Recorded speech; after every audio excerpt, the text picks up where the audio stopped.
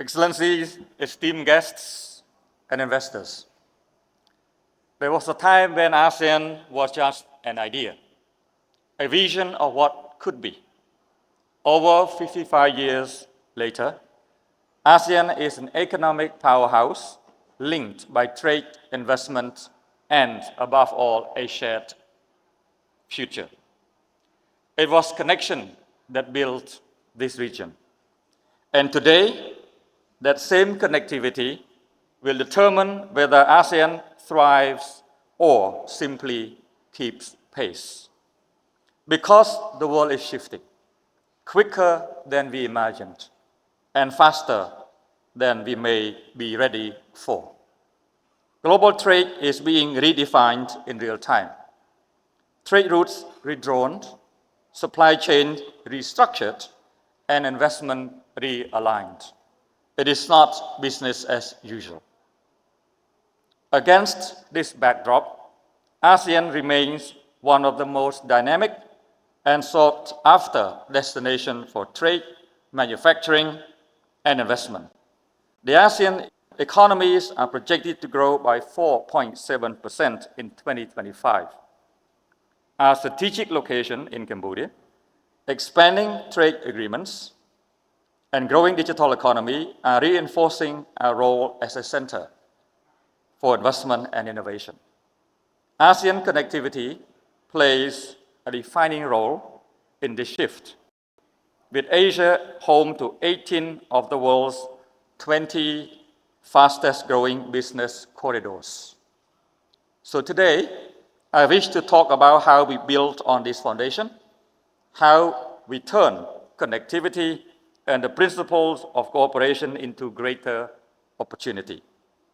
A stronger ASEAN depends on energy security, industrial growth, and responsible transition to cleaner solutions.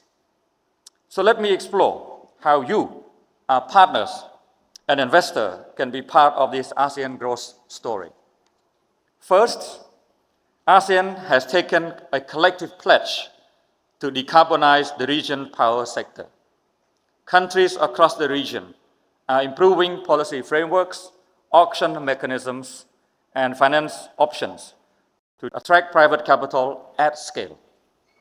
Blended finance and development finance institutions are stepping up to lower investor risk and expand access to capital. In Cambodia, we have set a target of 70% renewable energy by 2030. And 23 projects were recently approved, including 12 solar farms, 6 wind farms, and battery storage projects, all worth more than $5 billion. We will achieve this by empowering women and communities like never before.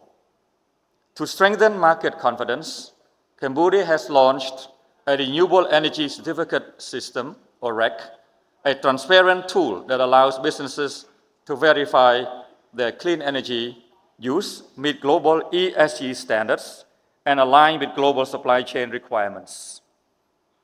The mechanisms are in place, the incentives are there. Now it is a matter of execution only. Investors looking for bankable energy projects will find willing partners here. Cambodia is open to new innovation and ideas, and of course, my door is open. At the same time, managing demand is just as important as expanding supply. The cheapest energy is the energy we do not waste. That is why there are key opportunities in energy service company, or ESCO in short, investments, strengthening minimum energy performance standard, or MEPS, and increasing industrial energy efficiency program. These are all opportunities for investments. The cooling sector is set to grow ninefold by 2040, making efficient air conditioning a critical market opportunity. Investment building efficiency, electrification, and smart grid solutions offer strong returns. ASEAN must also accelerate policies and financing mechanisms to help unlock these opportunities. Second, a key pillar of ASEAN connectivity is integrating our power grids. Initiatives like the Laos, Thailand, Malaysia, Singapore Power Integration Project and a planned Singapore-Cambodia subsea cable project show the promise of an ASEAN power grid in action. Cross-border electricity trade could unlock $764 billion in investment by 2040, with $17 billion needed for interconnection alone. Private capital will be key to finance the infrastructure, operate the system, and keep the grid running. But interconnection is only part of the equation. As demand rises, so does the need for reliable supply chain. High voltage transformers, crucial grid expansion, face shortages with wait times exceeding 4 years. ASEAN cannot afford to delay. Emerging economies, including Cambodia, can strengthen the supply chain by producing structural components and scaling up assembly processes. The demand is there, and the potential here is crystal clear. Third, as EV adoption continues to increase, demand for charging infrastructure, battery assembly plants, and EV manufacturing in the region is growing. Cambodia's ministerial regulation adopted recently on EV charging sets a clear framework for investment, ensuring safe, efficient, accessible charging services.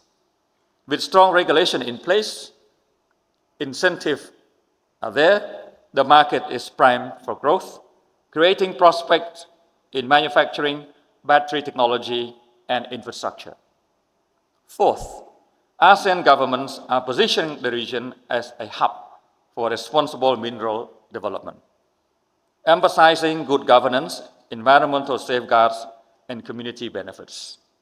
There are opportunities available in mineral critical to the green economy, which ASEAN countries possess. But the approach must be balanced, economic gains with long-term stewardships. Investors who bring environmental tech and adhere to ESG principles will find support from governments. Cambodia's quarrying and mining sector has seen a major revival with policy reform, streamlining processes, and boosting exports of gold, sand, stone, quartz, manganese, iron ore, and hopefully soon, bauxite. At the same time, resource exploration presents new opportunities. With rising demand for high-quality minerals, investors can tap into Cambodia's expanding mineral sector, whether in quarrying, semi-processing, or exports. Also, natural gas remains a transitional fuel, one that can provide stability while the region scales up renewables. Where aligned with national priorities and regional cooperation, oil and gas exploration also continue to attract capital. And we are also looking at supporting investors in this area. Finally, industry is only as strong as its workforce. The private sector drives the best training, aligning skill with key market demand. Investors who support workforce development will find governments ready to back them with the right incentives. The opportunity is here to invest in skills, to invest in people, to invest in the future. And you will hear more from the Minister of Labour this afternoon. In closing, ASEAN must expand its trade partnership. It must leverage agreements like the Regional Comprehensive Economic Partnership, and it must strategically manage geopolitical shifts. We need to work together to unlock our untapped energy potential through the ASEAN power grid and its hydrocarbon resources. If the United States of America can fully leverage its energy assets for economic growth and security, there is no reason why ASEAN cannot do the same while ensuring a sustainable future. To participate in ASEAN growth story, investors should look beyond individual countries to regional value chains. We invite investors as partners in development and championing a vision of ASEAN that is green, connected, and prosperous. The future of ASEAN is being built right now in trade routes, in power grids, in industry and workforces. Of course, in partnership and ambition above all. Those who invest now will not only be part of ASEAN's success, they will help define it. Thank you very much for your attention.